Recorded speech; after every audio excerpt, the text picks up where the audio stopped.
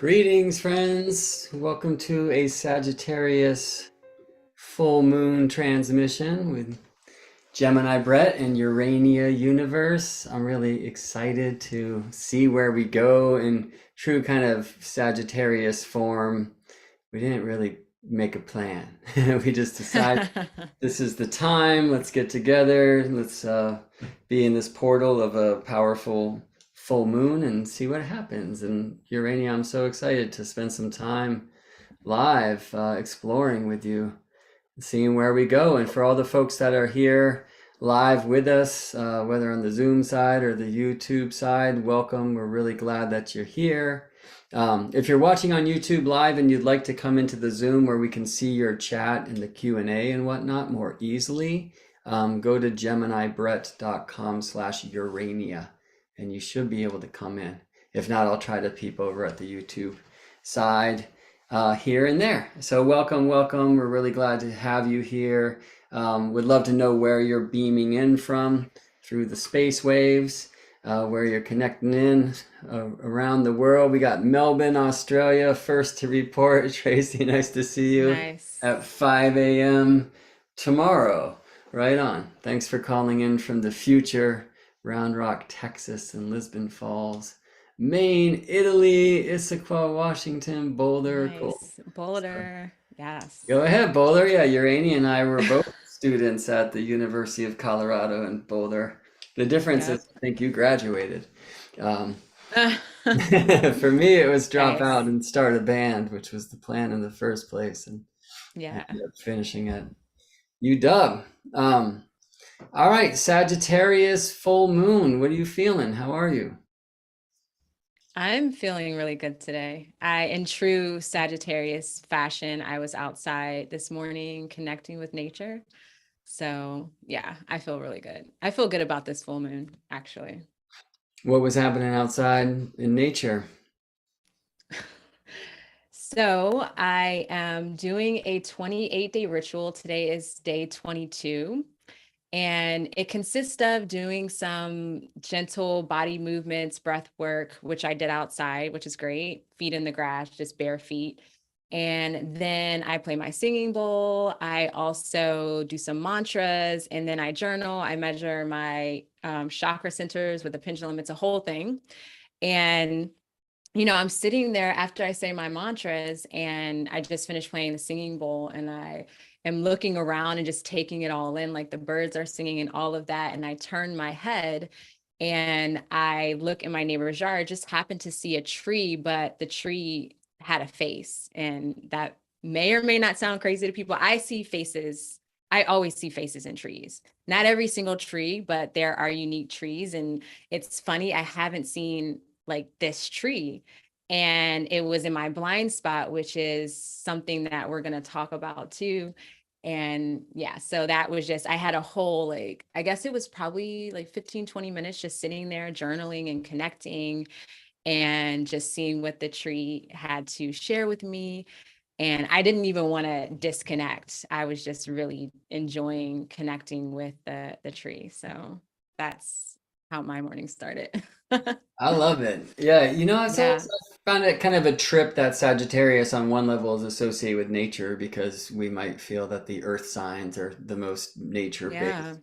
And I mean, interestingly, in this particular lunation, we did have a Taurus new moon Hmm. for this Sagittarius full moon, right? So for me, this is like the fruit of a seed that was actually planted in Taurus, really late degree Taurus, the side of the Pleiades, and of course, since then the sun has jumped a wall into Gemini, and so the opposite side for the moon to fully reflect sunlight to our earthly eyes is Sagittarius. And a Taurus Sagittarius cycle, very different than a Gemini Sagittarius cycle or a Hmm. Taurus Scorpio cycle. It's like that right now, right? Where we're having full moons in signs that are not opposite to the new moon signs because we have late degree new moons, and that's an intriguing thing and a bit about the blind spots that we'll get into. So I've always thought of Sagittarius as the smoke that rises from the fire. Like when I just like trip Mm, on fires and look for Aries and look for Leo, and I see Aries as the spark and Leo as the roaring flame that like hmm fixes that spark so it doesn't rage out of control and can kind of keep the heat and keep the party going all night. And then in Sagittarius, it's just like this smoke that's like on its own particular path to the heavens, and it's going to travel far and wide, and it's very hard to track, and you just let it I love seep, that. and so, but Mm-hmm. that journey, I think, the greatest way for us to connect to the one only thing is to see the faces in the trees, and our animal friends, and like kind of getting out to the great beyond is the greatest way. When we can kind of get lost, we can get found, and it really does feel like that nature calling to Sagittarius to me. Mm, We also get mm-hmm. that old image of centaur, right? And this like reminder that we're half animal, right? At least. Yeah, that's what I was thinking about. Yeah. Just that fantastical essence of Sagittarius and that ability to connect. And we said as the fire's rising and rising into the air, it just also made me think about the energy of Sagittarius being that when you think about fire and the connection to spirit and just that life force energy, even a connection of fire and the breath is what I thought about when you mentioned Sagittarius is like the fire as it like rises up. And I really like that. I haven't thought about that before. Yeah, Bruce just wrote one here that I love too, which is like he wrote, "What about the embers?" Just like tripping on the Mm, embers, like after the fire. Which I mean, I just yeah. like I love like studying earth signs with a tree, or with air signs. It's a little trickier, like trying to watch air. You have to really watch more like its effects. You see a feather blow Mm-hmm. by or something. Or this morning, because the sun was with Aldebaran the other day, and I was out doing some work on my Aldebaran ring.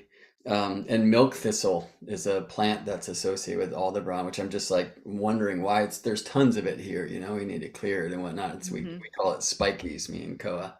Um, but like this morning, I came into the office to like a whole like milk thistle sex scene, like because this like furry bit here at the top of the bloom is now just sending out these like radiant stars of milk thistle baby or whatnot all over the place. There's like 12 of these on my desk right now, and some like seed and some other things. So I saw Peter's here. Peter, I'm excited to ask you about that and just the propagation of the milk thistle. And speaking of Aldebaran, depending on your orbs that you would allow, like in the medieval time with some of these so-called fixed stars, and especially the Bohemian stars or the magical stars of Mercury, and maybe especially the royal stars, both Aldebaran, the eye of the bull, in our day and age at 10 Mm, degrees Gemini, and Antares, the heart of the scorpion, on the opposite side in our day and age at 10 degrees tropical mm-hmm. Sagittarius, right, belong to both of these astrological classifications of royal star, right? So eye of the bull, Aldebaran, heart of the lion, Regulus, heart of the Mm, scorpion, Antares, and the eye of the southern fish that drinks the water bearer's stream. That's called Fomalhaut or Fomalo. Those are the four royal stars. And then Antares and Aldebaran, so where the moon and the sun generally are right now, are also in this Bohemian star set, this set of 15 magical stars that supposedly were given to us by Mercury, that all have crystal correspondence and plant mm-hmm. correspondence. So the plant of Antares, the moon's close now. I was like out last night watching moon and Antares dance, and now tonight moon will be or tomorrow night moon will be closer. Sorry, tonight moon will be closer. Tomorrow night, like we're gonna see the full moon basically rising here in California, and she'll Mm-hmm. then be on the other side of Antares, having passed by sometime in the middle of my night locally. But yeah, Antares is associated with plantain, which I'm also Mm, tripping nice. on because on one side you have on Aldebaran you have these spiky things, and on the other side, like plantain, you can like chew on and It's make sweet. like a Yeah. pulpus, right, to like reduce stings when you get spiked by plants Interesting. out there and Mm-hmm. stuff, and Yeah. the I'm stinger of the definitely feeling scorpion. this balance theme already. Like talking about a full moon and it's just these two different sides and the different perspectives and how they come together so nicely, like to like neutralize the energy, so to speak. Yeah, it's one of the most important things about the full moon, right? Like full moon rises at sunset and Hmm. sets at sunrise. And I mean, if every day was equinox and if the moon lived on the ecliptic, then the moon would be 12 hours above the ground and the sun the other 12 hours. And that Right. kind of like idealized sun is the light of the day and moon Hmm. the light of the night thing, which isn't how it works, right? And actually, there's a really important thing that's happening with the moon at this particular full moon that arranges a situation that's much less in that kind of pure oppositional mode, right? So one of those is that depending upon which side of the equator you live, like we have some friends here from Argentina, I noticed, and Australia, as we heard. Of course, Hmm. it's like late autumn for you, heading towards winter solstice, right? And Hmm. for you, Gemini is a very low sign in your sky, and Sagittarius a very, very high sign, right? Of course, in the northern hemisphere, the opposite is true, where Gemini is like on high, right? Of course, on our way to summer solstice now. And then Sagittarius is this incredibly low sign. And the moon right Hmm. now is she's on like a great Sagittarian adventure. She's very much out of bounds. She's further south than the sun could ever be, which means literally south of Earth's Tropic of Capricorn, right? So the moon in the southern hemisphere skies at this full moon time is going to be like crazy high up above your head, right? And in the northern hemisphere skies, that southern out of boundsness, that like extreme south declination, to speak Hmm. astro nerd, means basically low ass moon, right? So you're gonna see like moon rise regardless of where you live on Earth, south of east and set south of west. And here in the northern hemisphere, where I live in California, Uranus even further north than I am, the moon's just gonna take this little trip through the sky. It's gonna be like a Yeah. short little adventure. I don't know, maybe 6 hours. I feel like I'll go time it. I'm interested in seeing that. And like right now, the sun is spending so much time above the ground in the northern hemisphere, this like late spring going on summer, these long days, right? It's getting warmer Hmm. and all those things. And then the moon's just gonna be like, but I think very importantly, moon is now, or sorry, at this time of the full moon, the moon's out of boundsness means that she's literally exploring places that the sun could never go. And so we of course have this balance, just this opposition, like moon fully reflecting sunlight back to our eyes, like looking to be the same size as the sun. In fact, Hmm. because moon's like somewhat square to Lilith, I mean, she's kind of like average size. It really is like Hmm. sun size.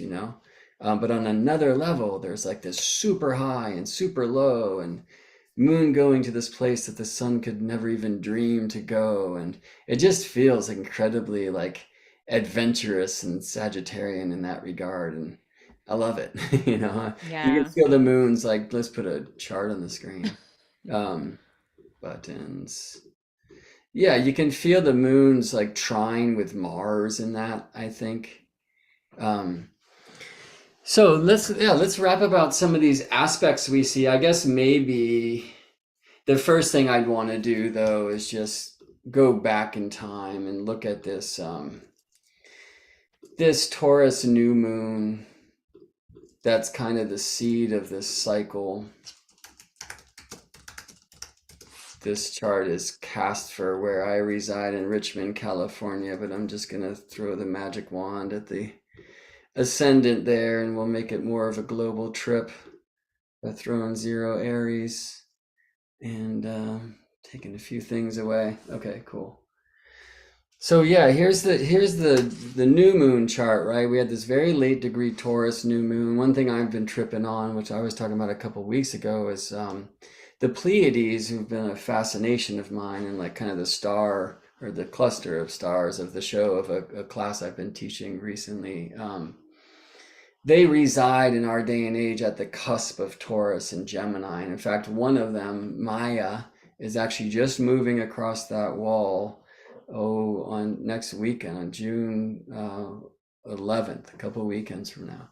Um, So this is, in a sense, it's like the last Taurus new moon with the Pleiades in Taurus, and that was the thing I'm tripping on. I mean, like you can even feel a little bit of that, like Hmm. Sagittarian vibe there. There's this great change, there's this great adventure going down. But typically Mhm. speaking, and let me just put the charts away and we can rap about it, like Taurus and Sag, like don't see eye to eye. So Urania, what are like some of the first things that come up when you share about Taurus or teach Taurus? Usually the first thing that comes up with Taurus is personal security, survival, stability, self-worth, worthiness of having, the security, the resources. There's like this really grounded, maybe some sort of structure, but this comfort zone.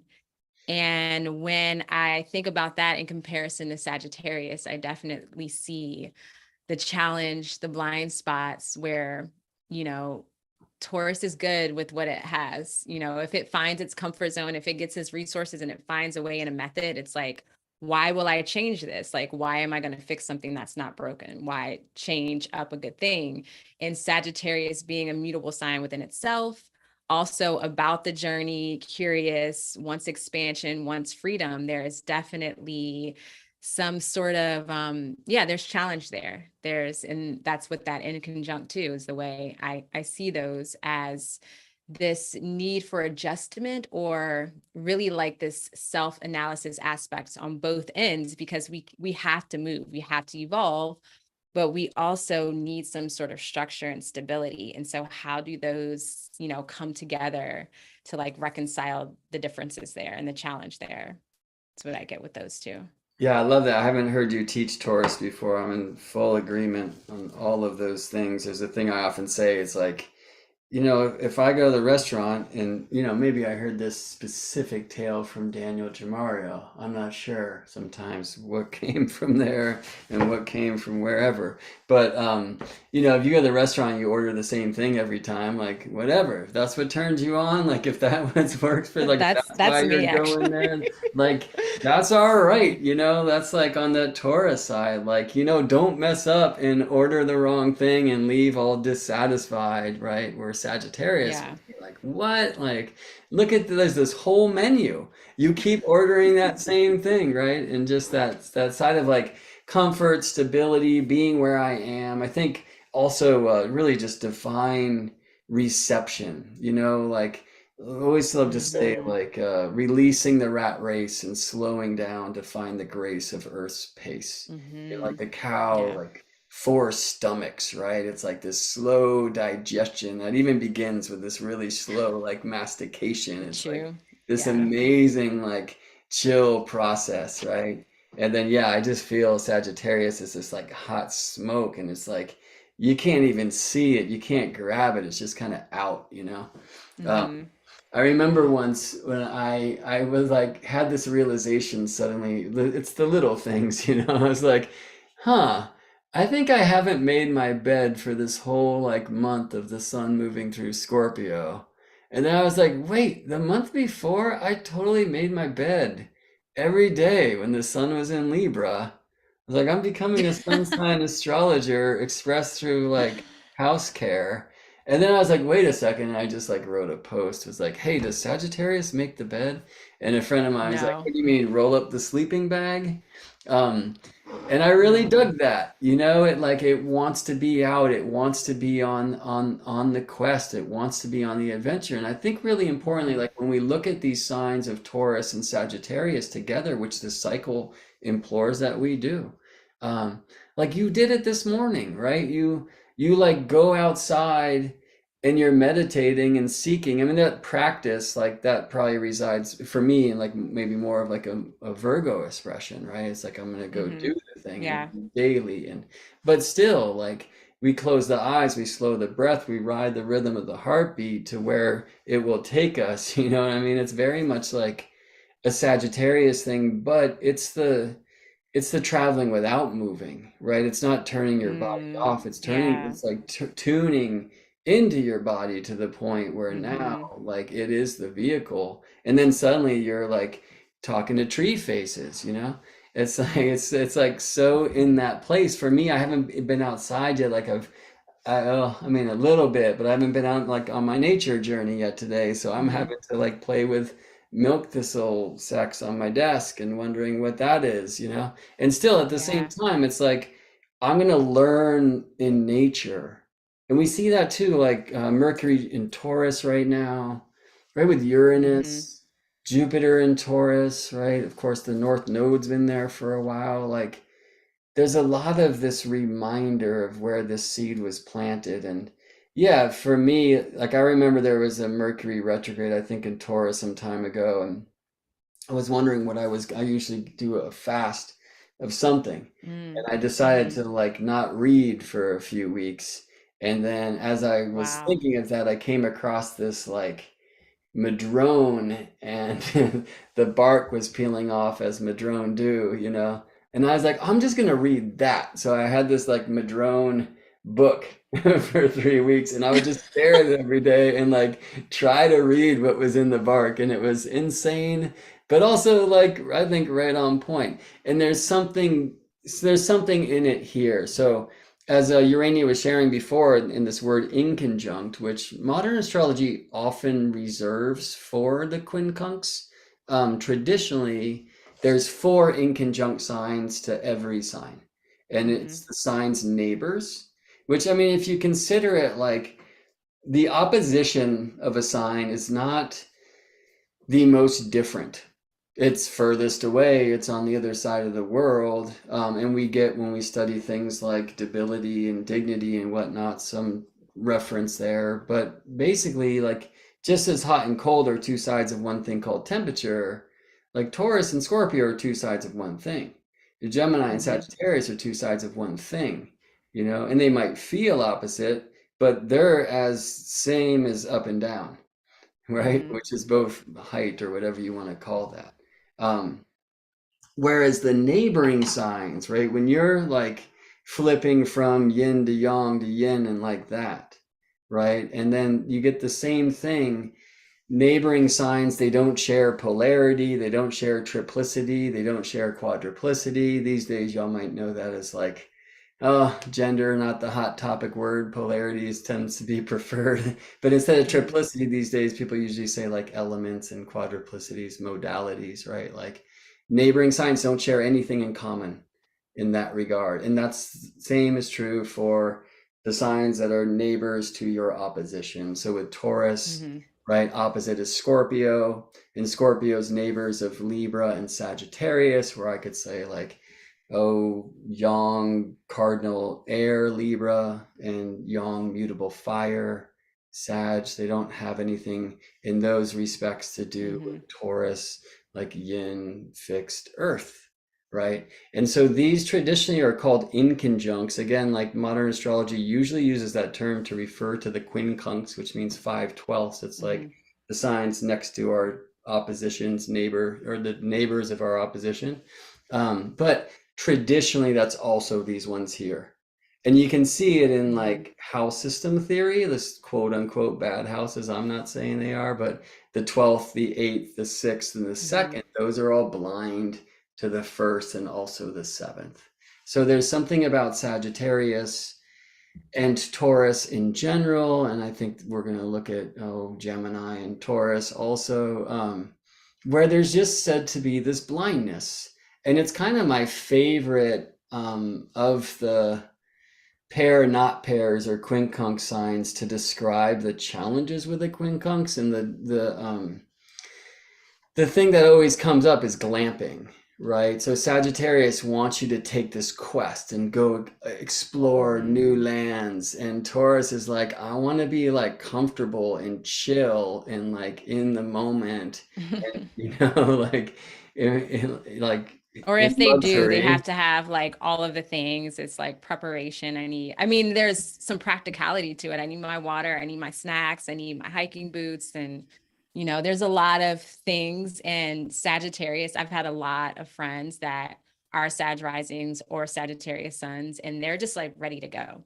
They don't need it. They'll figure it out when they get there, which is kind of conflicting with me because I do have a lot of earth in my chart. So I'm like, well, let's at least have water and snacks. So yeah, they kind of just show up and they're ready to go. It's not really a lot of planning with that. Yeah, I love that. What's coming in is like the preparedness like backpack, right? Like Mm-hmm. and Mm-hmm. even like earthquake I just heard, but like fires, like there's been so many fires here in California in the summers now that Mm-hmm. everyone's telling you to have your like bug out bag ready. And Right.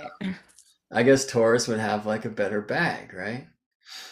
But it might have a feather bed in it. Or like the queen size arrow bed, which I mean these days might be nice, right? Like you can roll with Yeah. that depending on what you're in. And yeah, going out there with nothing might not in the end lead to the best adventure. Mm. Um, so for me, these like quincunx blind spots, like there's a few ways we can get around them, but one like it's basically a training that says open extra sensory perception. They don't see each other. Mm, How do you teach yes. quincunxes Urania, or like what do you do about Yes. them? So it's interesting the way I even look at aspects is, and this is something I learned through evolutionary astrology, although I don't practice that necessarily, that perspective, but there's some things that I really like and that work for me. And I like looking at the aspects and the concept of the moon phases.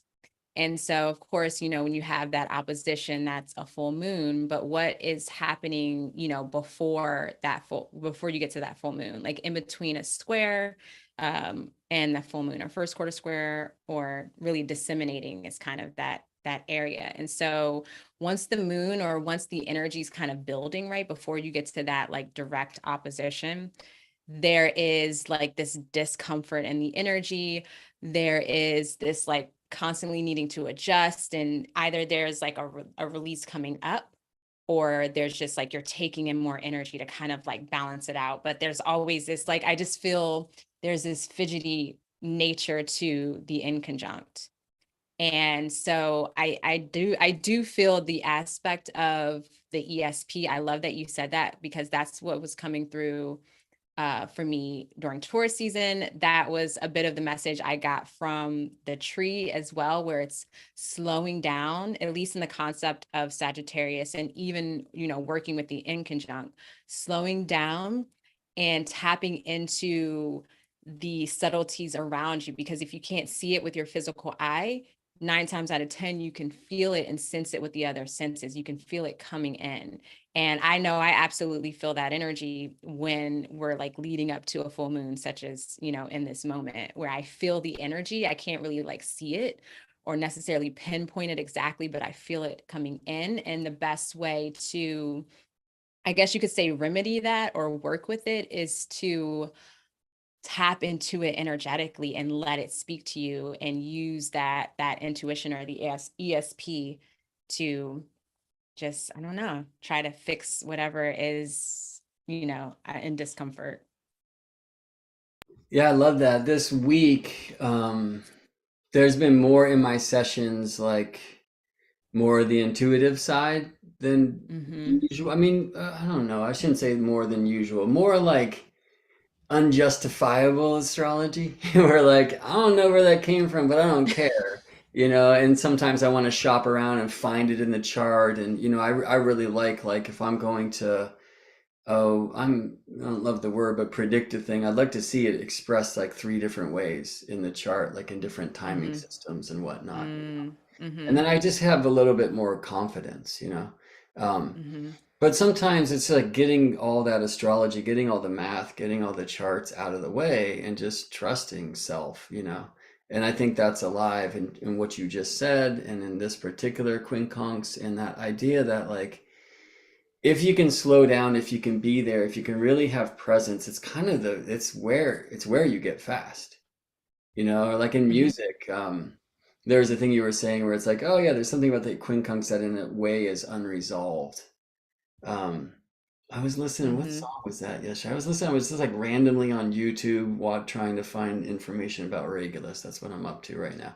And suddenly I saw this video where someone was analyzing this like Jack Black video and the music.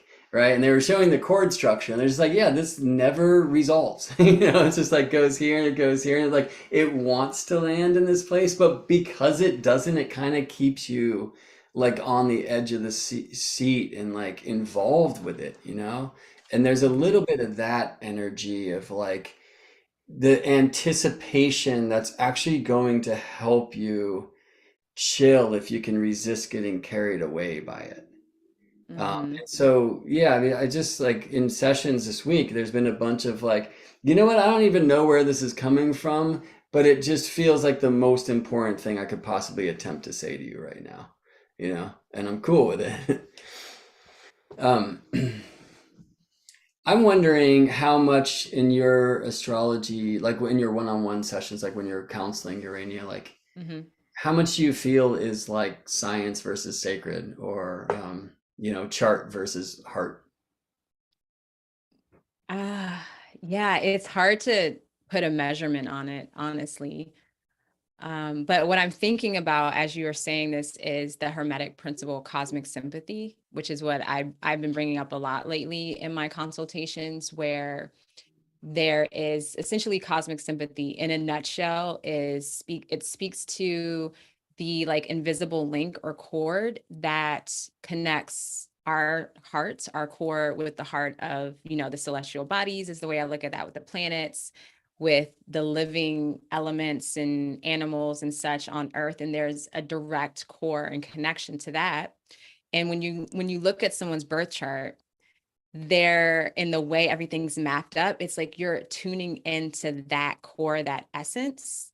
And so while I like what you said, is like you like to see the patterns in the chart, and threes are really important because that's essentially, it takes three to create a pattern, essentially.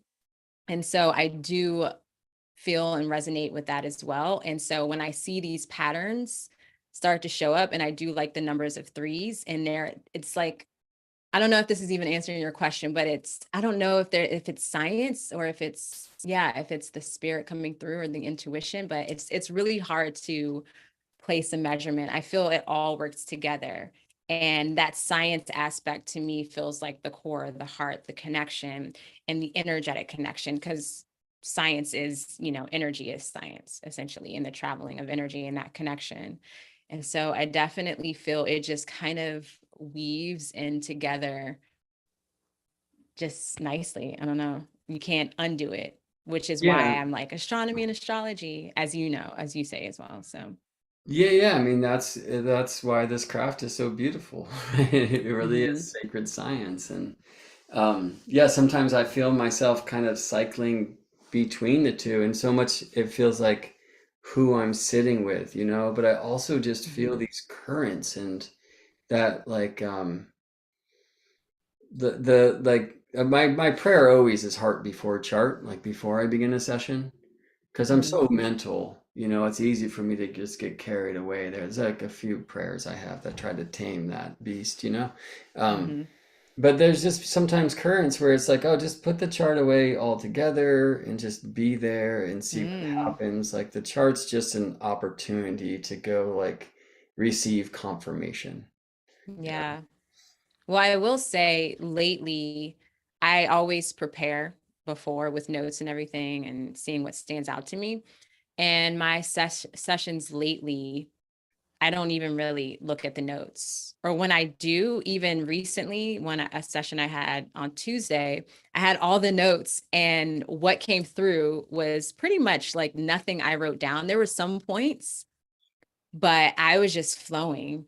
And I feel that that's been more present, that flow and that intuition, than it has been before. So I mean, I could point to some things going on, astrologically, collectively.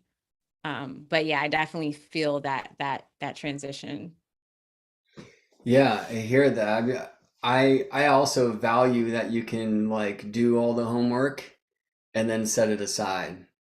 Right. Mm-hmm. I actually stopped doing a lot of work before I connect with the chart. Like Mm, I ask people to kind of write an intention and whatnot, and I'll tune into that, but I yeah. want to hear them say it again anyway when we're there. Like I want to be like I put the ring on and like now I'm open. So I can take it off and now I'm closed at the end of a session. It's been a really important symbol for me. It used to be a bracelet. I like to have something physical. So Yeah. that, again, like Taurus and Sag, I like to have an actual kind of physical thing that I can, that like reminds me of a really what is more of a I don't know, natural technology, you know what I'm saying? But to like open and Mhm. close, like to be in practices of that is really cool, but just having a physical symbol for me just like makes it a lot easier. Um, but yeah, I used to like do so much homework before I connected with somebody, and it's how I was Mhm. learning astrology at the time. It was so Mhm. necessary. I like knew so much about where the planets were going to be over the course of the next year as a result. But I would end up showing up with this agenda that I had a hard time not being married to. You know what I mean? Mm. And Mhm. I think it's that way now too. Like if I'm teaching a class, how much of it do I want to like I put in so much time building slideshows and whatnot. Then one of the reasons it like keeps me like on track. Um, Yeah. or do I want to just like write a set list and see what happens? Or like today, we're like, let's just see what happens. And one thing that's happened for me now, it happened a while ago. I want to read this thing that Peter just wrote in, which was that science tries to prove what is seen, the mind to justify what the heart feels. I love that. Although I love Peter, what's the other side of that? What is the heart trying to do, and what is the other side of science trying to do? Saturn in Pisces, who is certainly not like right in between the moon and the sun in this chart, but he's not, you know. And I feel like a good amount of where we're flowing into is kind of in that zone. And it's this wonderful not contradiction, that's never the right word, but I can never find it. Saturn of like boundaries and Pisces of boundarylessness, right? Where it feels like kind of like the structure of the dreams, or like Mhm. having a dedication, like you were saying today, like a 28-day process, to really Mhm. open up more into the intuition and whatnot. I'm wondering what has Saturn and Pisces meant for you thus far, Urania, and what did you expect with that transit happening, and how do you feel it's contributing to this full moon? Yeah, well, now that I'm just thinking about this, what I was speaking in regard to the intuition coming more into the work, that already feels like that signature there as far as the readings. It's like I don't really need the notes. I do have my bullet points, and I've learned also to tame that down as well, as far as like my notes. But now I just have like some key points, and I'm good with that, and I just let it flow. And I think that that's been turning up more now with Saturn and Pisces. And when I was thinking just on my own perspective of what Saturn and Pisces that experience would be, is yeah, putting like gaining structure around spirituality, around intuition. I have seen just in my social media and my communities a lot of spiritual practitioners. I don't know if it's my world. It's like sometimes I know I'm living in a bubble, but even people who I would refer to jokingly as muggles, like just people that aren't really like living this every day, they are tuning more into it. And it's just really interesting to start to see some physical manifestations or some sort of structure surrounding spirituality, connection, oneness, and what that means for people personally and collectively.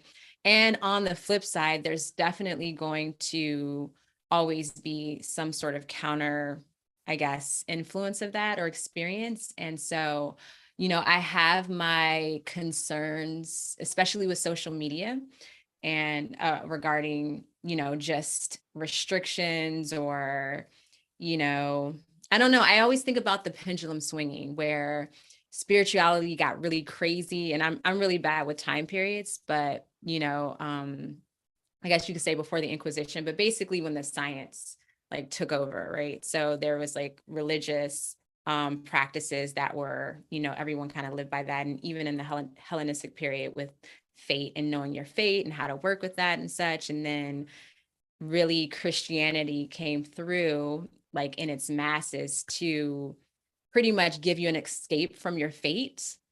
And then following that, we had the what, science revolution. I'm so bad with timing, so I apologize. And now I feel, anyways, I feel the pendulum swinging back where we're moving more into like spirituality being popular. And I just have my concerns about how that will, be structured and such. So that's kind of how I see Saturn and Pisces, to be honest. Yeah, I mean, maybe the whole idea of like organized spirituality in the first place, right? Of like, oh, we can have this structure of how to meditate or whatever. I mean, that can be beautiful, can obviously take us too far. Hmm. There was a comment here of like Saturn and Pisces, like fish have bones. Um, but Mm. it feels a little bit like I like that, and it also feels a little bit more like, well, what are the bones of the ocean? What is it that I'm swimming through that I'm not aware of because I'm just of it, And that feels a little bit more like the Pisces to me, and like, Hmm. what is the framework Hmm. of it? I think Yeah. the benefit, I hope, is like less belief, like without research, right? Or without like hesitation. Um, a lot of like the crazy things that I felt happening in 2020 and just like this current of like, oh, collective compassion steered in a particular way without Mm. necessarily question, it really felt like Pisces overwhelm in some regard. And I'm intrigued Mm. in this full moon chart, for example, in this like Venus Neptune trine, like, being that's a very different Mm. side of Yeah. the water in a way. Um, but yeah, my hope is that Saturn and Pisces will offer us the ability to like choose what from the new age like relates and works for us, whereas Hmm. like some of it we can maybe see more as like the new cage and what to avoid to not get Right. Like trapped here. the discernment of Saturn is really, really good in this case. Yeah. Yeah, and I mean, at this turning of the ages, right? Like the ages go, if we're following like the east point through the constellations or through sidereal signs, right? We're going from like high degrees to low degrees. So with Saturn at these Mm. early degrees of Pisces, I mean, he'll retrograde this week, right? Like super soon, Hmm. and get back to Yeah. the first degree of Pisces. It's like a very sensitive and kind of key archetypal and energetic point right now. Um, yeah, so a thing I've been watching actually is Venus traveling in like the footprints of Mars, Hmm. right? So I was like tripping on Mars right at the like groin of Castor in April, and then Mars later recently as kind of like triplets with Castor and Pollux, the stars. You probably saw that in the Hmm. sky. They just like made three. Venus is there right now. Like she's just like on this very similar Hmm. track out of bounds, and she's just coming in bounds now. So the Hmm. moon, who's like ridiculously out of bounds, like a cool thing I didn't say about that before, but the day after, and maybe I'll show a picture of this, the day after the full moon, because the moon is so south, she's actually traveling basically through the galactic center, which itself is south of the Mm. sun's path. And she won't yet, like the node has to move further back. Like the node has to be in probably like in Pisces for the Sagittarius moon. The south node and needs to be in like Virgo for the Sagittarius moon to move right through the galactic center. But it's getting closer and closer and closer every month. And there's a beautiful thing to that as well, right? Like, as I was saying earlier, Sun with the Eye of the Bull with Aldebaran, I was working with that the other day, but of course I can't see it, right? I mean, the first Hmm. zodiacs were lunar. We can watch the moon move through the stars. The sun will blind you if you try. Um, and then with Moon Antares, like I'll watch that, but Moon Galactic Center, I can't see it. Like I know where the galactic center is because the Scorpion Stinger and the Archer's Arrow and Ophiuchus stands there. Like they all triangulate at this place. But like a big full moon, like even if you're in super dark sky zone, like there's no Milky Way for you, right? So Hmm. that's something I was like tripping with the moon about last night of like, wow, this really is like it's again, it's kind of in this like sacred science zone. It's like I know that's happening because of charts. I know that's happening because of the ephemeris. I know that's happening because of stellarium astronomy software, you know?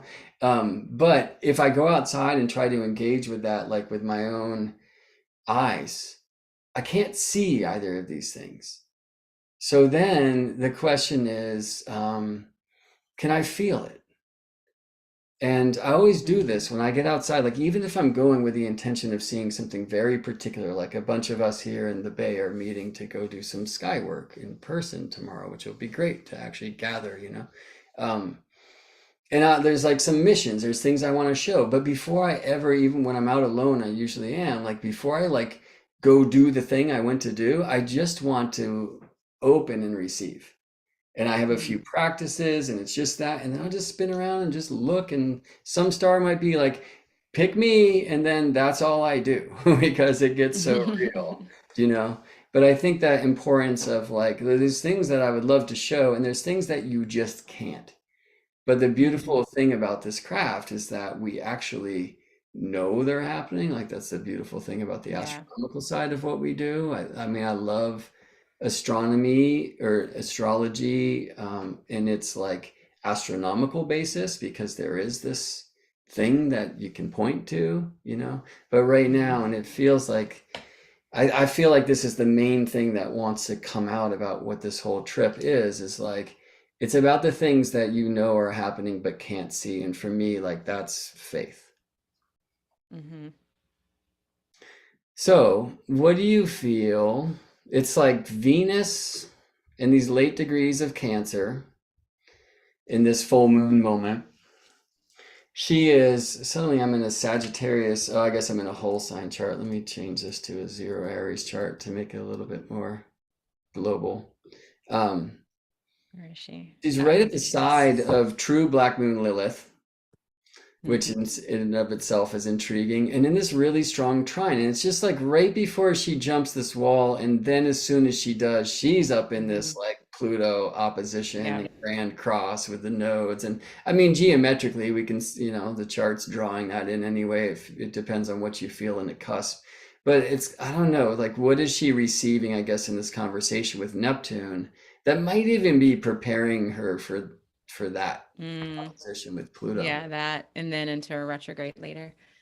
Yeah, I mean what I get with Neptune in itself, the virtue or essence of Neptune would be moving beyond the boundaries of consciousness in a sense. And the fact that she is, at her maximum elongation, right?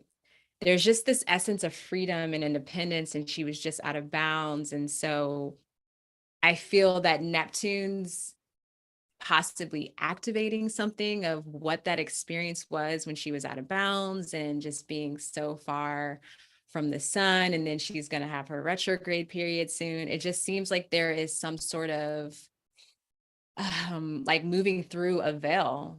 And when I think about just this whole theme of perception keeps coming forth with this full moon, and it has been coming forth for a while, it just seems like there's something that maybe Venus was blind to before.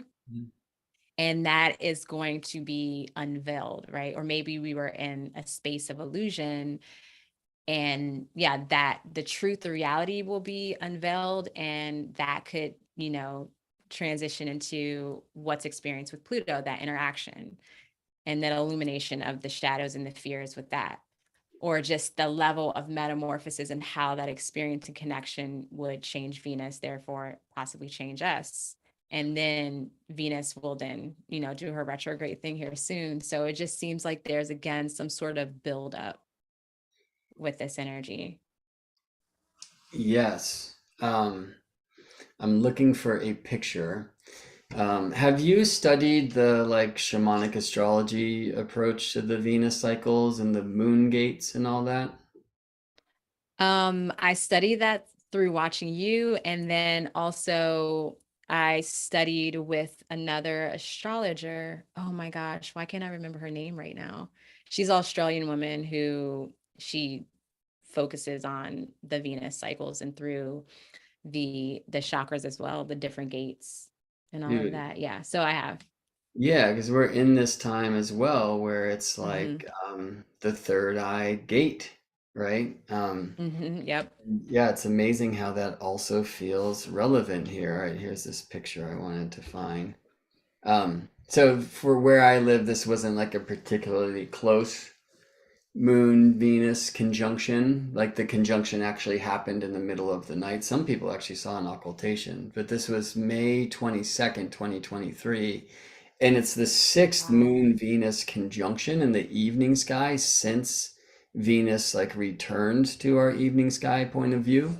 And that in the shamanic astrology work or the Turning of the Ages mystery school, it's like when Venus becomes visible again as an evening star, we start like refilling the cup after it's been completely drained with Venus's descent as a morning star. And morning star, it's Hmm. like we get typically these seven visible moons conjoining Venus every month, with Venus kind of on the way into the underworld, which is her coming Hmm. so close to the light that she disappears to our eyes. And then she goes behind the sun for a couple months and then reappears. And then every moon Venus conjunction, like, kind of lifts her up in the sky, at least theoretically. There's some astronomical reasons that support why it's not necessarily that way. But regardless, it's like the first of them, it's like on the way down, there's like this root chakra gate of like release fear. On the way up, it's like reclaim grounding. And this one that happened in May, it was the sixth, it was like third eye, right? And that just Hmm. keeps coming alive here. I mean, some of it is you and I have been in this Pleiades exploration, and there's a lot of like third eye in that realm. And remember, like the new moon of this cycle was right there with the Pleiades, right? And it feels to me like this Hmm. Yeah, finding stillness, finding chillness, closing these eyes to open up like the inner eye is, I mean, one of the great life goals in the human incarnation, but it's really alive right now. And maybe that's the greatest adventure there could be. Um, there was a thing that you were saying before about Neptune, hmm. which was inspiring me to ask, right? So I'm looking at Mercury right at Uranus's side here and applying, it's just like super strong. And Hmm. Uranus just now moving into that last phase of Taurus. Um, Uranus feels like a very just out of bounds and kind of quincunxy cat in general. Um, what about Neptune? Like, is your sense of Neptune, like, I guess let me ask it this way. How, if I can use this term, how do you feel Neptune is out of bounds, and how do you feel Neptune is not out of bounds? And maybe I'll ask the same question about Uranus if you feel like playing. Hmm. Yeah. How is it in out of bounds and not out of bounds? Well, out of bounds, it absolutely can do, it has the freedom to do whatever its intentions are for you collectively. And and that's the thing with Neptune. It's so like, I can't even grasp the essence of Neptune. It's consciousness itself in a way. And when it's in bounds, I feel that it's more one, I feel it's more tethered. So there's more of an anchor with Neptune as far as just the disillusion process and even the connection to spirit. It's easier to grasp I just feel it's, yeah, tethered is what's coming through when it's in bounds. And so you could say that the unveiling process when it's in bounds it's more grounded than versus, on the other opposite side. Yeah, and That Neptune makes can sense. only be in bounds, which is a trippy thing. Like, there's things with Neptune, like Bode's law does not predict Neptune's orbit. It does Pluto's. It does Oh. Ceres or in the asteroid belt, Mm. generally speaking, but Mm-hmm. Neptune like doesn't show up in Hmm. that physics, which is very kind of Neptunian. That makes sense. That Yeah. really makes sense. And Neptune is like incredibly not eccentric. Like the orbit is incredibly circular, if I remember right. It kind Hmm. of like it feels like it's participating with that more cosmic law of like, divine form and the goddess and that. you know? Mm-hmm. Um, Hmm. but Neptune also just feels so mystical and in some Yeah. ways like unattainable. But I love what you were saying before about that Venus trine with Neptune. It's like she's kind of receiving the keys as she comes back in from that journey and does so in Cancer and kind of gets ready for Mm-hmm. this move in Leo. And as you know, because of her coming retrograde cycle, which is hosted entirely in the tropical sign of Leo, that we're going to have Leo Venus for a long time. Like we're going to have a Leo Mm-hmm. Venus cycle. And I'm really excited for Yeah. that. And it feels like this full moon is offering something to Venus that, like, I don't know the word for it, but it feels super important. And like, so yeah, that's like those are the kinds of things. And with Neptune in general or whatever, like this is what I'm saying. Like I've been at like kind of a loss of words this week. And I'm happy about it. You know, I'm not so happy when I'm trying to speak with people around, but at the same Mm-hmm. time, it's like I know to just go there and like pray and watch and like feel what happens. Like I know there's something happening there. And even Yeah. trying to like verbalize it for me, like I don't, I'm like, I lack the ability to. And there's something really important in this trine in this chart. Mm-hmm.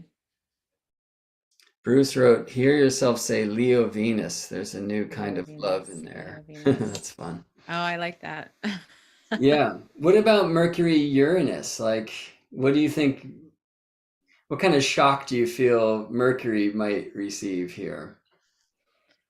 I mean, again, it's this just, I'm loving the energy that we're picking up on because it's just like this unveiling process with, Uranus being that shock, liberation kind of a vibe.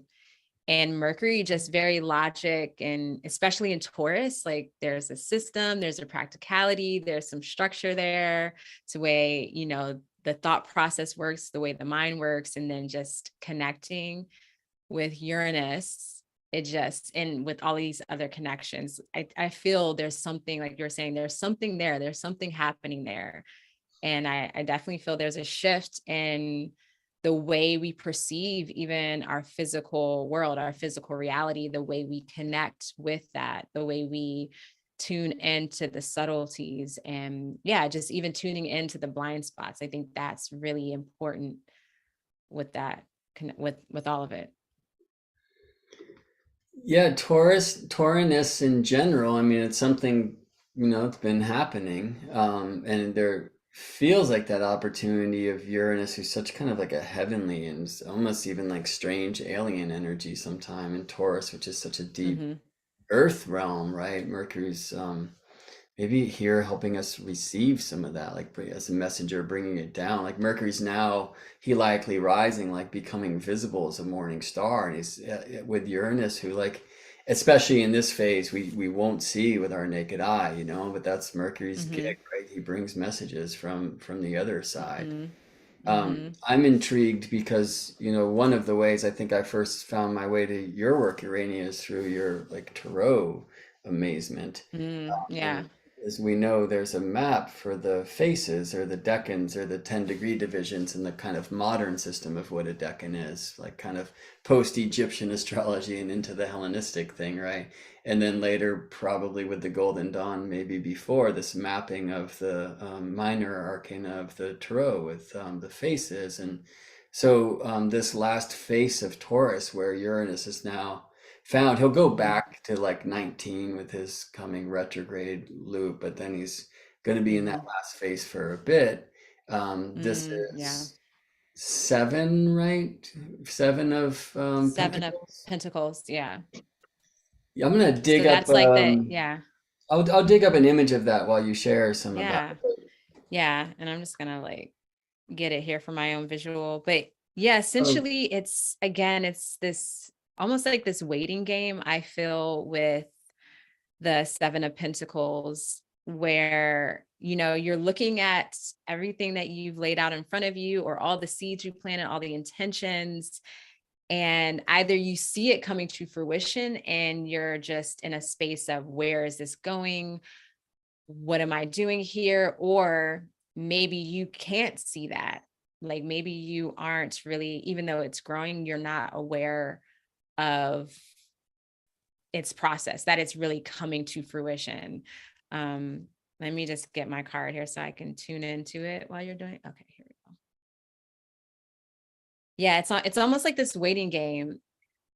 It's like one end, he is looking at what is coming to fruition. Yeah, and what am I going to do with this? Or just even if I want this, there's so many ways to perceive it, especially because the card before that, you have it's the balance of give and receive of resources.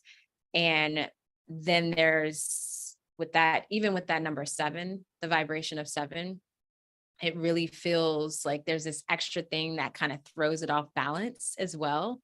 So again, what I'm getting in this moment is like, what am I doing with this?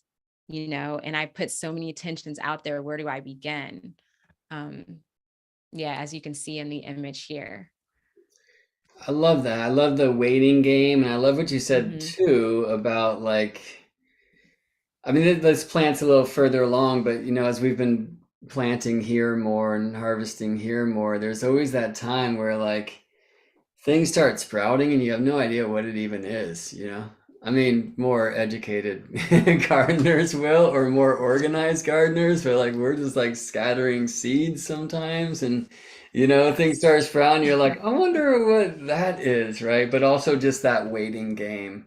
There's this great story of the crow and the fig, right? Who like he doesn't complete his mission because he's just waiting for the fig to be perfect. Or I'm looking outside the window right now. There's a bunch of loquats on the tree right now, and like some of them are ready to go, but most of them just are not in that energy of like waiting for something to ripen.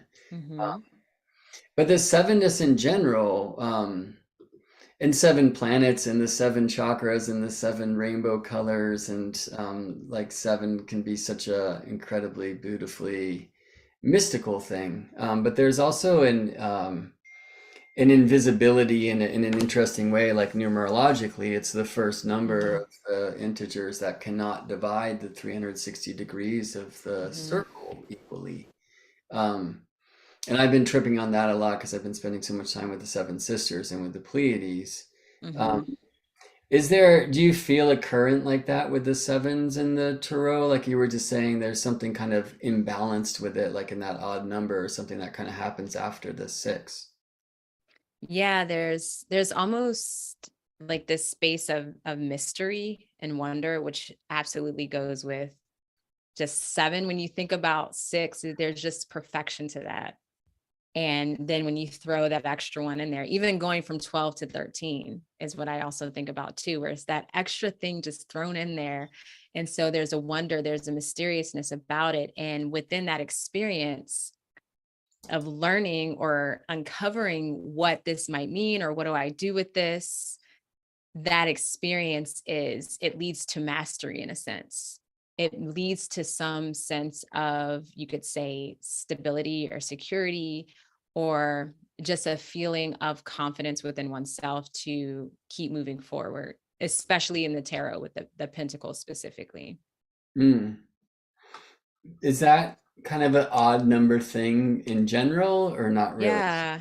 Yeah, that's definitely a odd number, even an odd. And so if you were to work with simply a pip deck that didn't have, the imagery, that's one of the ways you read. Or say if you did readings with just the playing cards, that's the way that practice is done, is through like the odd, even, and just the balance of that. And what's more of the energy here? Is it more odds? Is it more even? And you can get a sense of like what's out of balance with that, and then with the elements and such. I'm busy trying to text myself more card images because I think it would be wonderful to also hear what you feel in the Nine of Wands and the Nine of Swords, because this is the place that's Yeah. in this map hosting the full moon and the sun at the time of the Sagittarius full moon, respectively, right? So I have an image Yeah. of the Nine of Swords here. Do you want to start there or with Nine of Yeah. Wands? Yeah. Either.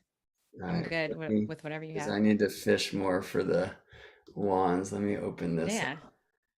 Yeah, I'm always intrigued by this like last Well, Gemini in general in this map, and the 8, 9, and 10 of swords, right? Because they feel They're like pretty such intense. heavy cards. This card's amazing Hmm. in that it has the zodiac in it, right? Like on the, at least Yeah, yeah, on the right. quilt. Yeah, So what's this about? this is definitely one of the cards that, or just the swords element, the sword suit in general is pretty intense in tarot.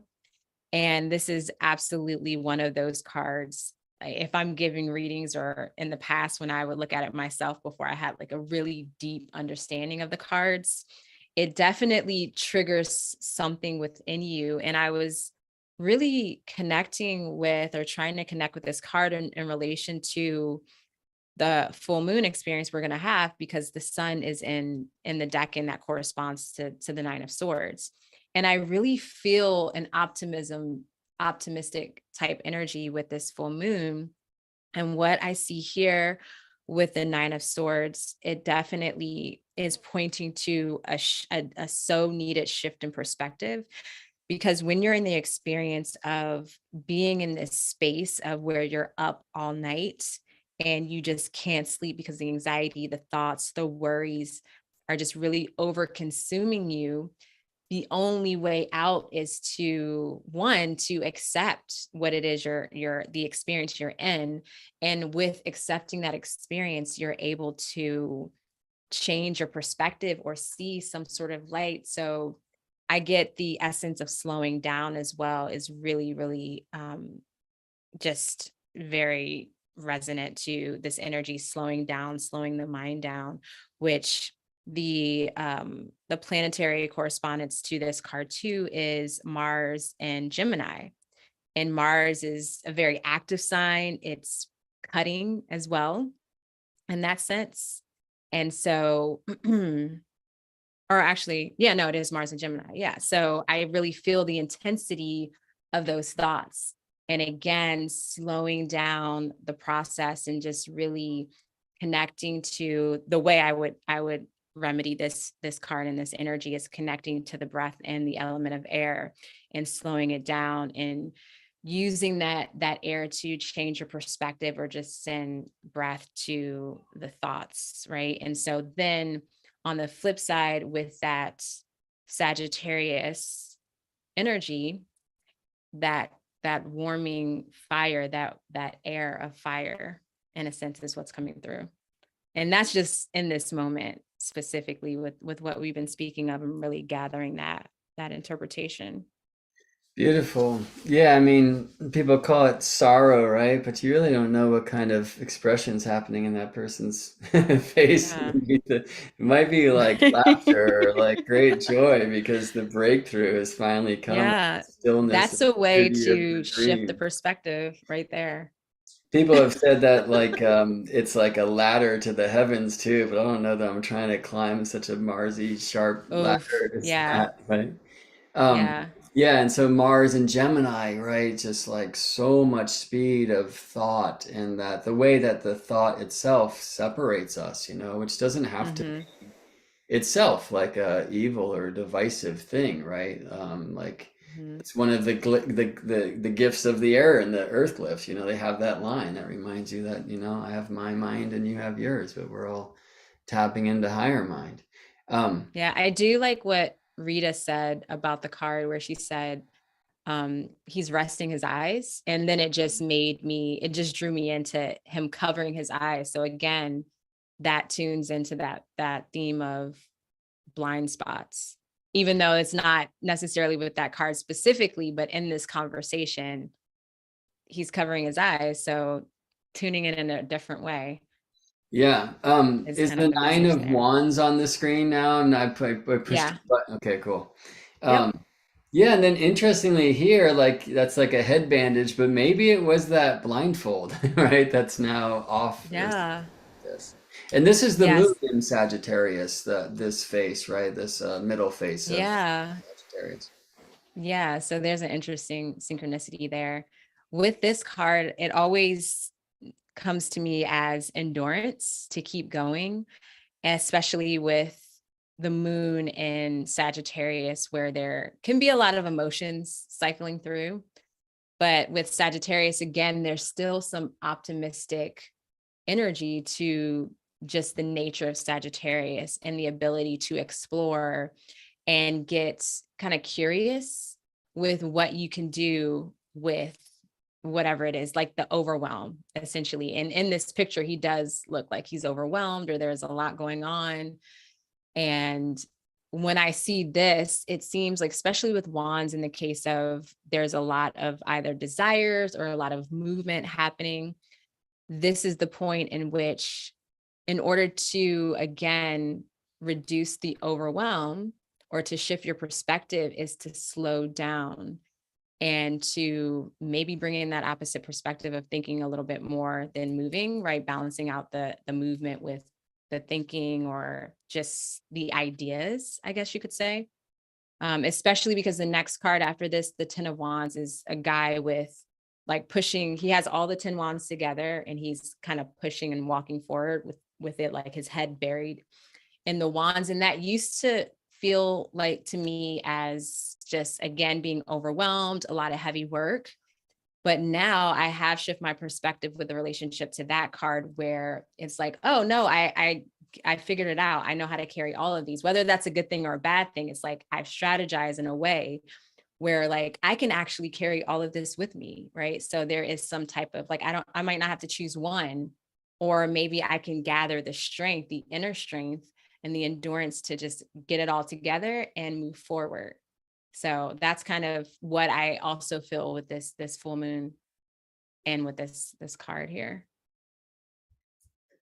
I love it. There's this trippy and very interesting thing about this mapping of the cards to the faces of the zodiac, which is, instead of going like, oh, 5, 6, 7 of Pentacles to 8, 9, 10 of Pentacles, you go 5, 6, 7 of Pentacles to 8, 9, 10 of Swords, right? Like the 7 of Pentacles being the last 10 degrees of tropical Taurus, and then the Mhm. 8 of Swords being the first 10 degrees of Gemini. And of course, the moon could only go that way. But when we're looking at a lunation, I mean, intriguingly, we're kind of doing this, right? Because the new moon was in the last phase of Mm. Taurus, and so Mhm. the 7 of Pentacles, and then the full moon is here in the 8 of Wands. And I loved, yeah, just the way that you express those. I felt them connected. There's this like waiting.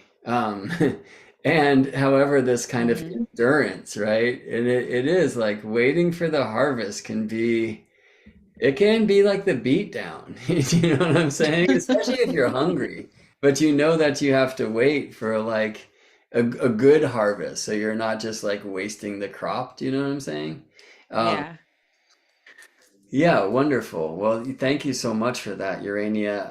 And I just want to invite friends who are here. I mean, many of you came here through Urania's channel, but if you are unfamiliar with Urania Universe's work, I mean, Urania, you can tell them where you're at, but I watch Urania on YouTube a bunch. She's on Mhm. Instagram live all the time and talking amazement in astrology and tarot. So will you share like where your channels are or how to find you? Yeah, so you can find me, as Gemini Brett said, on Instagram, YouTube, Urania Universe. I think on Instagram is Urania_universe, and be aware of the imposters there. And then you can visit my website, uraniauniverse.com, and it'll give you access to pretty much everywhere I am, which, yeah, is on YouTube and Instagram. Cool. So uraniauniverse.com. You can find me at geminibrett.com. There's a few more things I want to share here today, but just while we're in this space, do you have anything coming up that you'd like to announce to folks who are here live or tuning in from a time we currently perceive to be the future? Yeah, that's a good question. Well, I have the jam that I'm doing with you on Regulus, and I have a symposium that I do, which is for my private community, but I have opened it up slowly to, I guess you could say, the public. You can get access to that if you sign up for my email list, which you can do on my website. And every month I gather with a small group and we discuss via Zoom just the energy at the moment. I'll start with what's going on astrologically.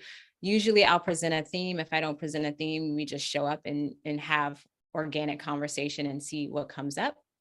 And usually it's about an hour and a half, and I do it once a month. So if you're interested in that and just, having a conversation about astrology, tarot, energy, ESP, all of the things that you probably can't talk with other people, you can absolutely talk about that with me. So if you are interested in joining, it's called Urania Symposium. You can just sign up for my email list on my website, and then you will get the link for that when I announce the upcoming symposium. Sorry, Isabel's wanting to get in on this. Yes. Cool. Yeah, thank you. So uraniauniverse.com, y'all go be there. Check out the many amazing things there. And yeah, I'm a big fan of following you in places that you'll just pop up and I get to hear Yeah. wisdom. Yeah, let me share a few pictures. So I've just done and Urania participated in this fixed stars class. Is this on the screen? Yeah. Yeah, you never know with some of these buttons I'm pushing. So that already happened, but it's all recorded and up. It's geminibrett.com/stars, where I teach a few different astronomical techniques for bringing the stars into your chart. So one, like the very most popular is projections, like just zodiac degrees, but we can work with parallels, parans as well. And the first class we did was more of a kind of an invocation calling in. This is an image of Venus with the Pleiades, who are the only cluster that star is one of the Bohemian stars, the magical stars of Mercury.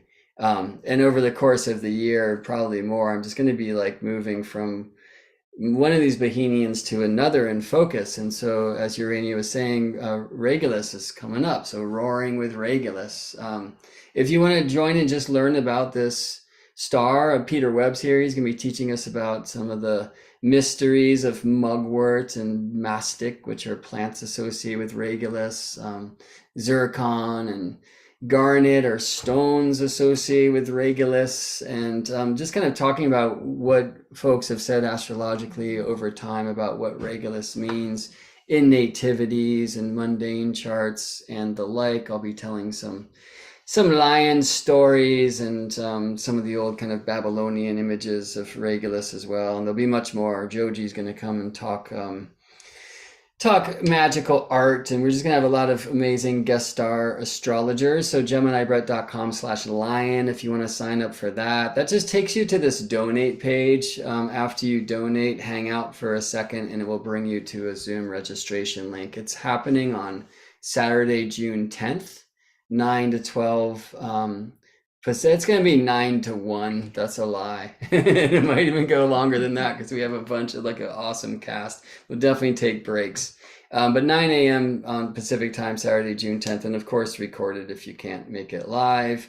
That's also, however, going to be included as a bonus class for a deep dive workshop series where I'm going next, which I call Fractal Timing Techniques. And you go to geminibrett.com/time if you want to learn about this. Right now it's early bird at $88. It's going to be the Regulus class, and then the next 3 Saturdays, a class on secondary progressions. I'll also talk about tertiary and minor progressions, but progress lunations, progress sign and phase changes, progressions to Regulus will be a theme. Regulus is going to kind of be a guiding star for this whole jam. It's one of like the kind of most common, what I call fractal timing techniques employed by modern astrologers. But then we're also going to go ancient, so into solar arc directions, which are very new, but they're actually a profection. So the next week we'll like deep dive into profections, annual, monthly, whole sign, quadrant, continuous, daily, a new version of daily. It's going to be definitely kind of more of an advanced astrological study, or like at least intermediate, I would say. And then the last week on primary directions, the old master technique that was used by every astrologer from the Hellenistic era to like 1800, and then it just like disappeared. And it's kind of survives in the way that most people are directing not progressed angles. But it's a beautiful technique, and sometimes it's super telling. And all of these techniques, they show us like kind of longer currents, or like it's kind of like what Urania and I have been speaking about today of yeah, there's things that can be seen. There's things that are real time. There's things that you can point to in the sky, right? And then so much of our life and so much of our calling, right? Everyone here, you're a mystic, right? Like what drives you? What brought you to this weird world, right? It's like we know there's a world behind the world. We know there's time behind the time. We know there's Kairos as much as there's Chronos. And these fractal timing techniques to me, like while the transits are more like real world, immediate, real time. They're all like embraced by these longer currents of what I call fractal time. And sometimes it gives us like amazing insights that you can't find in the transit chart alone. So I hope you'll join us, GeminiBrett.com/time. If you want to get down with that, it's going to be 4 Saturdays, including Roaring with Regulus starting on June 10th. If you can't make it, everything's recorded and conveniently posted at a course page, which is easy to access. And then we have study groups on Wednesdays to go apply the techniques and just to connect and fellowship and share and revelations and ask questions of each other's and all that. So yeah, here's a question for you, Urania. In conjunct. So one is like just Taurus and Sagittarius in general. I mean, in some ways, that itself is expressed in the full moon chart. Like, we don't necessarily have to rewind to the truth that it was a Taurus new moon seed that launched this whole thing, because we have a moon in Sagittarius who, from an old point of view, cannot see her guide, as I prefer to call like ruler. I don't love that word, or even dispositor. Like Jupiter teaches Sagittarius. The moon, according to the old ways, can't see Jupiter. She's got to like learn how to Sagittarius without Jupiter's advice, which might be cool. But at the same time, if she wants to alleviate the aversion, to use some of the older language, of the quincunx with her dispositor, who is Jupiter from Sagittarius, are there techniques that you use? Are there ways that you kind of bounce around the chart to, I don't know, to help people see things that in their lives might be problematic but not even known about because they kind of exist in the blind spots? Yeah, I would say again, it's connecting with that planet itself. As you say so many times, just going outside. So say if it can't, if it's in its blinds, if it's in the blind spot within the chart, I would absolutely recommend going outside and connecting with that, when you can. If there's for some reason that you can't, whether it's like within the beams of the sun or what have you, if you can't really actually go and connect, do it in meditation is key. And yeah, so that's what I would, essentially recommend in client sessions. In this case, though, of the full moon, I was curious about this, and it was something I noted with the moon in Sagittarius. Does it get a little bit of assistance being that Jupiter, so you would say it's the teacher of Sag, is in Taurus, which is the exaltation of the moon.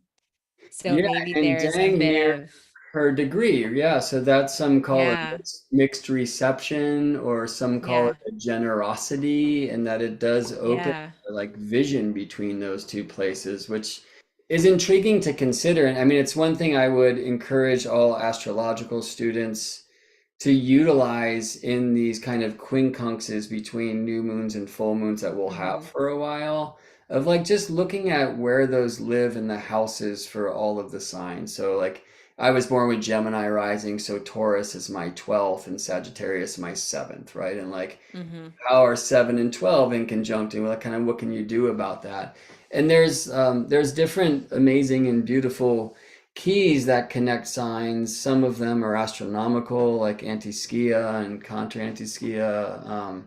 Some of them are astrological, like so-called lichen girding signs, like what's a good example? That Capricorn and Aquarius, neighbors so blind, but both Saturnian according to the tradition and therefore connected, right? Or is Uranus saying here, like, yeah, so if Taurus is the place where the moon is said to be an honored guest, if Sagittarius is this place that's said to be Jupiter's house, right? Like, how do those two kind of just blend and connect? Is Mhm. there a mutual reception? And I think even then, like, there can be some mutual receptions where it really feels like a foreign exchange program, and like Mhm.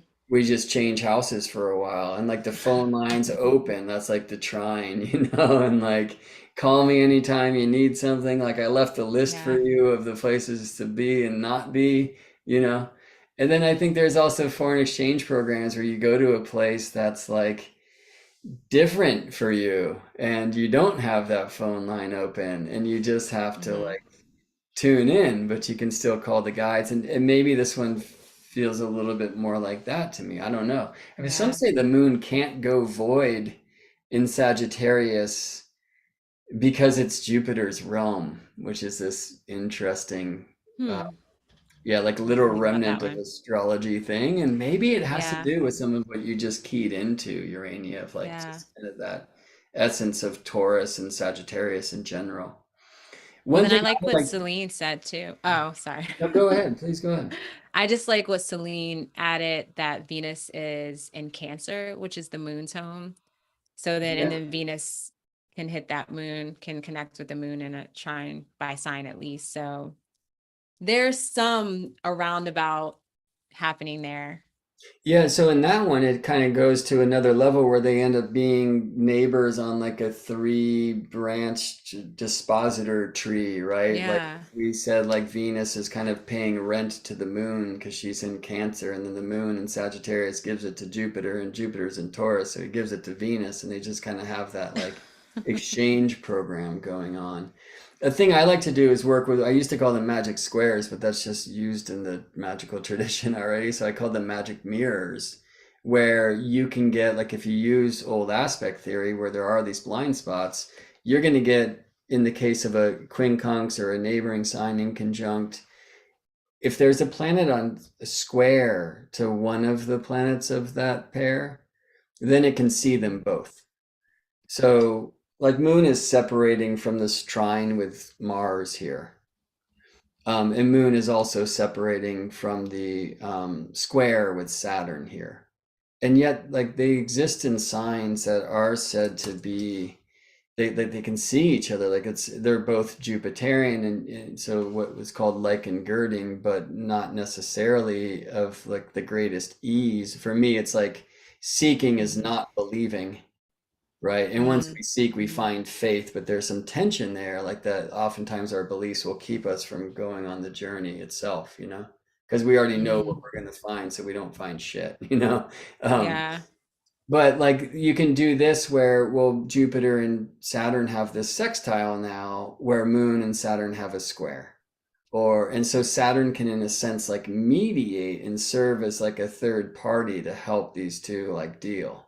And on this other Mhm. side, it's always going to be a square. So we have like Mars square Jupiter, and then the Mars Moon trine, right? Or so Mars Yeah. can do that. But in one sense, it's like tension between Leo and Taurus, and that in a way like might feel favorable for the Sagittarius Moon's connection, or tension between Sagittarius and Pisces, and that might feel favorable in a way for Jupiter and Taurus. So if that's real, let's ask a couple of questions. What, Urania, do Yeah. you feel are some of the tensions that exist between the archetypes of Taurus and Leo? Taurus and Leo. I would say worthiness is a big one. Especially when I think of Venus. I like that Venus as the planets as the teachers, guides. I like that. So Venus as the teacher of Taurus, there's a major lesson in worthiness, self-worth, and there's a focus there on the self before you take it to Venus being the teacher of Libra, right? And then you're integrating that with the other, and it's how do you attract in the other, and that's going to be basis off of your own vibration or how you feel about yourself. So connecting or bringing in Leo I definitely feel there's a learning process of worthiness, of worthy of attention, worthy of honoring your creative gifts or creative power, potential, however you want to look at it. And then comes, of course, the sharing that. And so, with both of those being fixed signs in a sense as well, fixed energy, with Taurus, there's yeah, the sense of even the belief or the stability or the comfort of being in the spotlight or being in your authenticity, being in your truth, and shining with that at some point or sharing that. So I would say worthiness and being seen and heard and being comfortable within that would be like the challenge between the two.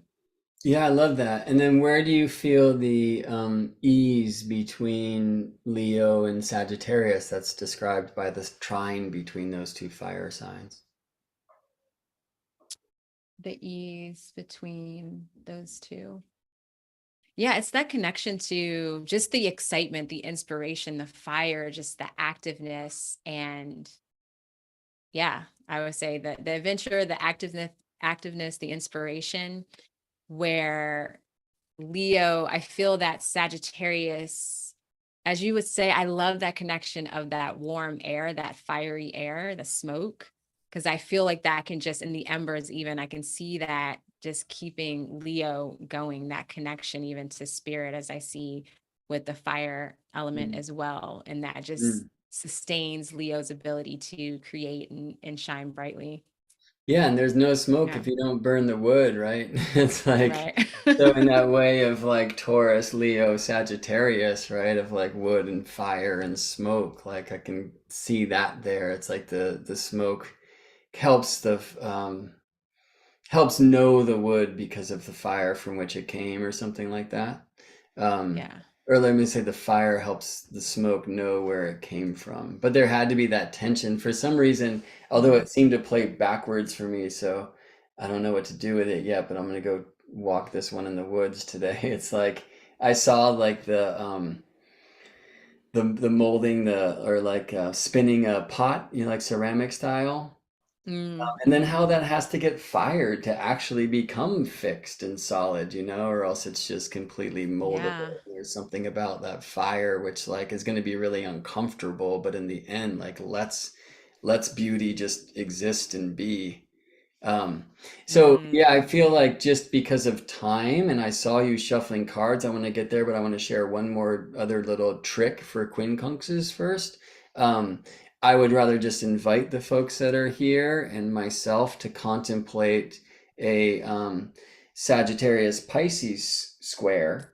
Like, where is the tension there? And then where is Mm. the ease between the sextile of Taurus and Pisces, and how, in the sense, can like this magic mirror of Saturn and Pisces serve the Sagittarius moon and the Taurus Jupiter to like connect, Mm. relate, or Mhm. like what would it be if Saturn kind of came in as like a middleman? You know, it's like I might want to Mhm. trade somebody astrology for massage, and they're like, whatever, I have my own astrologer.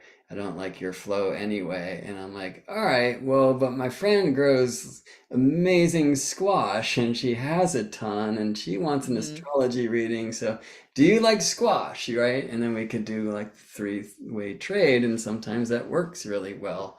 And I feel like Saturn can offer something in this kind of magic Mm. square way. So another technique I love to play with, and there's another like interesting inconjunct here, right? Because while the moon's in Sagittarius, Jupiter's in Taurus, as Urania was sharing, there's this generosity, there's this mixed reception between them, so that alone may do it. We also have the Sun in Gemini, right? It's like Mercury's world, and the Sun and Mercury are in conjunct in this way. Mhm. So one thing I'll do again is I'll kind of shop around and look for magic squares, magic mirrors. And so, for example, Leo and Taurus are square, and Leo and Gemini are sextile. Like, I would prefer, just astrologically, technically speaking, for the aspects themselves to be applying in that. But a thing that Mhm. I'll do here, I mean, you know, Mercury is either in the same sign as the sun or in conjunct. Like that's just the trip. Mercury cannot ever get more than 27 degrees from the sun, which isn't even a sign, right? So it's very common that Mercury's in conjunct the sign. And look, Mercury's liminal. He's always moving into the heavens and into the underworld and here in the middle world in between. Like that's Mercury's astronomy. And Mercury's very like invisible in this way and going to the invisible places and coming back. But one thing you can do is you can play with harmonics. So for example, right, like why this old whole sign theory? Why this like dodecagon block of like 12 houses and some can see others and some can't see others? And should we get out of that framework? I would suggest no, there's a beauty to the zodiac, it's there for a reason. And in true Gemini fashion, I would also suggest yes. So what if we divide the wheel in different ways? And so here, Mercury and the sun are separated by about 24 degrees. All right. Well, if I divide the wheel by 5, that's 72 degrees. And if I divide that by 3, I get 24. Or let me show it this way. The wheel, right, the whole zodiac divided by 15 is 24. And so one thing I'll just tell you, and this is like a whole other deep dive workshop if y'all haven't played harmonics much before, but this is going to be Mercury and the sun conjoined in a 15th harmonic chart. That's here. And then suddenly we see Saturn's kind of creeping in on that picture also. And by the way, if I cast a third harmonic chart, they would be quintile, Mercury and the sun. If I cast a fifth harmonic chart, they would be trine. So when we get down to harmonics that themselves are created through multiples of lower numbers that are not prime, right? Like 15 is a 3 and a 5. You can play with it in that way. You can like play with what you know about fiveness, about quintiles, and then play with what you know about threes, about like trines, and see what happens if you look at a quintile like through the trine spirit or at a trine through the quintiles kind of artistic realm. So that's just kind of a suggestion of also like when you if you have quincunxes in your nativity or if you're exploring inconjuncts in like a strong global moment like a full moon that's coming up, playing with harmonics or vibrations of like some like David Cochran have come to call them can really open up some amazing tools of insight. And I'll just share that, like you said this beautiful thing before, Urania. I can't remember if that's when we were recording or before we started, but that it takes 3 to have a pattern. Mm-hmm. Yeah. Yeah, I love that. Like I hadn't heard that or considered that before. It's beautiful, right? And there's something in a trine there. There's something in like some say the 3 is the awareness of the 2. Right. So there might be me and you, that's 2, but like the 3 is the relationship in between or the flow that's going to happen in a conversation. It's a very creative force, but it's very like Trinity, you know? You want Yeah. to add anything about the 3 before I go to 5? No, that was well said. Cool. And then the 5, this is a really interesting thing. And I feel like it's a conversation for another time because I hope it will be like hours of answer. But like that, the 5 is a pretty tricky space in the tarot, where in the Pythagorean system, it's the number of love. I mean, one thing I've found is just like, I feel like the 4 is like the manifest, like it's like the noise, and then the 5 is my experience of that noise, so it becomes a sound. And my experience of a noise will be Mm, different than yours. And in that sense, it's a very kind of isolating thing. And so there can be some pain and spilled cups and whatnot in that. Um, I don't know. Do you have a quick answer for why 5 is tricky in the tarot, or should we go there another time? yeah, we should go there another All right, well, time. let's go there For another sure. time because I'm dying to learn from you about that. But Yeah. anyway, so astrologically, the 5th, like the quintiles, many of us see them as Venusian because of the pentacle that Venus with the sun makes in Earth's Mm, zodiac over the course of 8 years. And it's like in the golden number construct, I'm sure many of you have researched that beautiful truth of like the pentacle and the five-petaled rose. But it's often showing itself in our research too, to speak of like talents and creativity and art.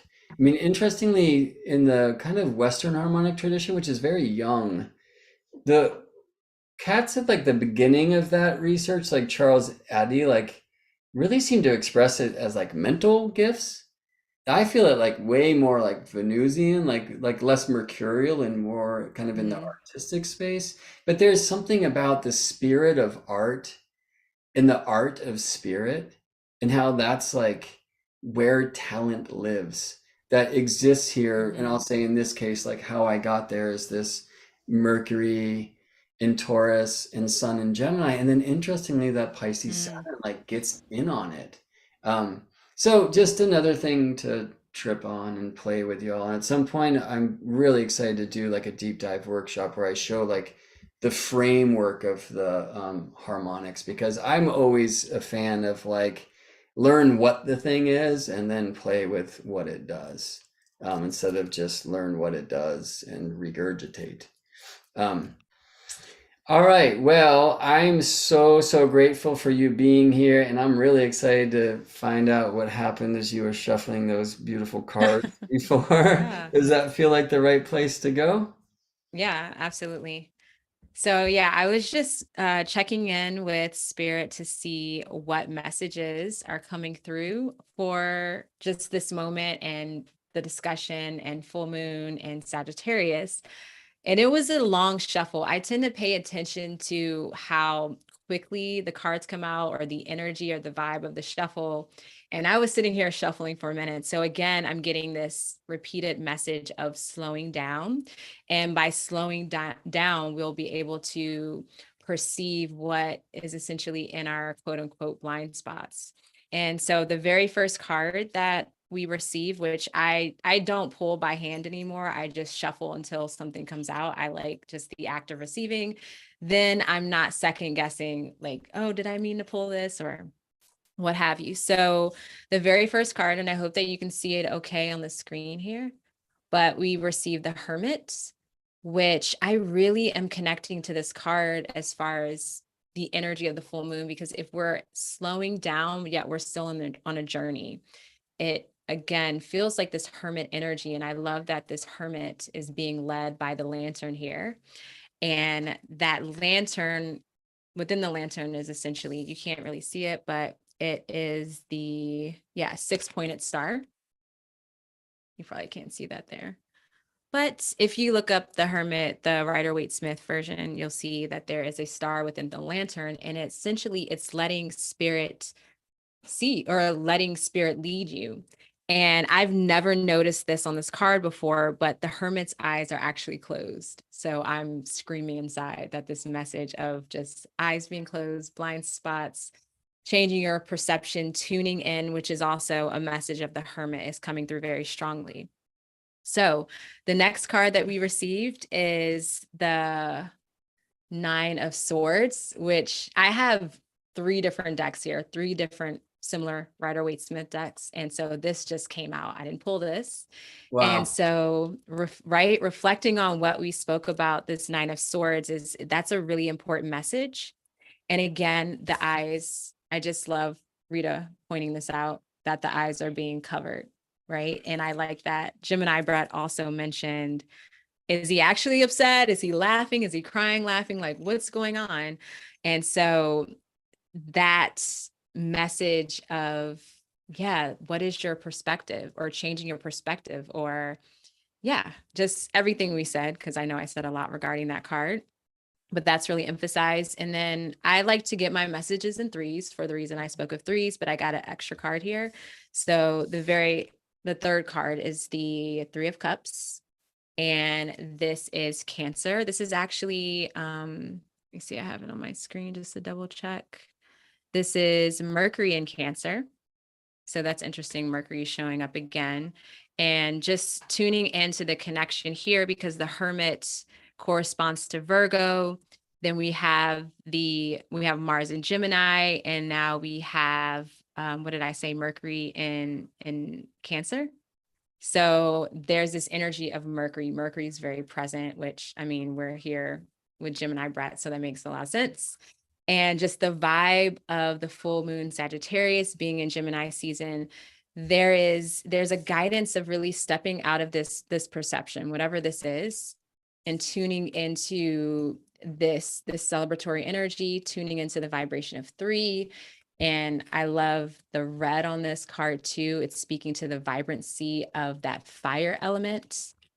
And finally, the bonus card here is Judgment, which Judgment is, I like to look at this card as transformation. And I also am tuning into the fact that the angel is playing a trumpet. And so that again shifts my perspective of receiving or perceiving through vibration, through sound, is what I'm getting with this. And Pluto also corresponds to that.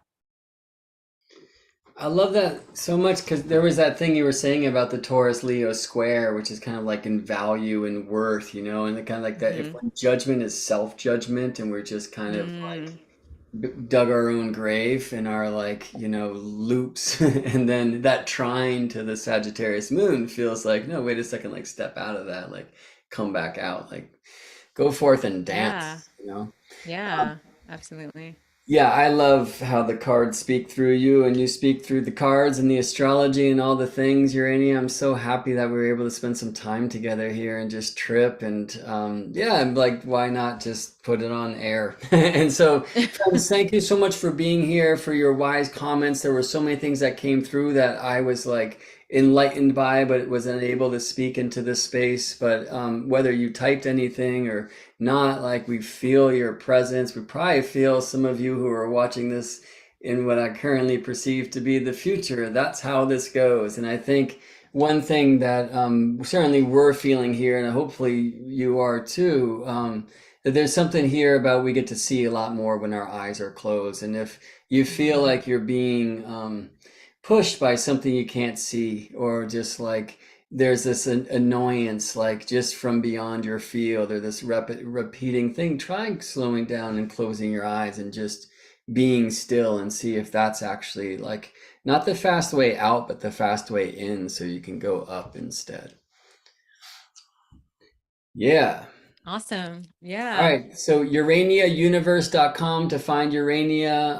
If you're unfamiliar with her amazing body of work, she has a great YouTube channel and the Instas and all that stuff. And Urania and I are going to be teaming up with a bunch of other amazing folks to talk about crystals and plants and all sorts of things that relate to Regulus, the lion's heart. I've been learning so much about Regulus astronomically and astrologically and magically and whatnot this week. It's been a joy and a trip.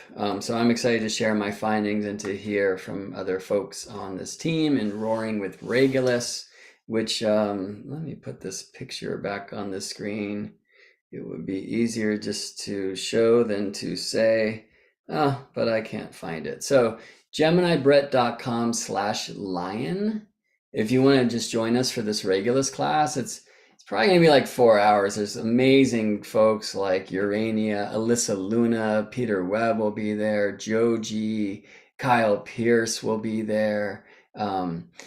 I'm forgetting who I'm forgetting, but it's going to be a really fun, just kind of deep dive into all things Regulus. And we'll speak a bit too about times ahead of like connecting in with Regulus and bringing more of the Regulus energy of the lion's heart into your life, is that if that's something that speaks to you right now. So that's $23, GeminiBrett.com/lion, or it's free if you choose to sign up for the Fractal Time class, which gets into progressions and profections and primary directions and solar arc directions, and looking at these different ways that we can play with time to know more about our past and our present and future. So that early bird's like $88 for 4 long classes and study groups in between. Hopefully I'll see you there. So that one you can find at GeminiBrett.com/time, which also, by the way, at that link, it says more about the Roaring with Regulus thing too. All right, so I guess I saw pictures inside anyway, and that's what we're supposed to be doing. All right, Urania. Well, I'll connect with you Thank you soon for about having me. Regulus myth and astronomy, since that's something you and I will be teaming up for and roaring with Regulus. And thank Yeah. you, thank you, thank you, thank you. And may this full moon open new doorways of perception and play. Yeah, See you on same. the other side. See you later. All right, everyone. Thanks for being here. We will Thanks, see everyone. you in space.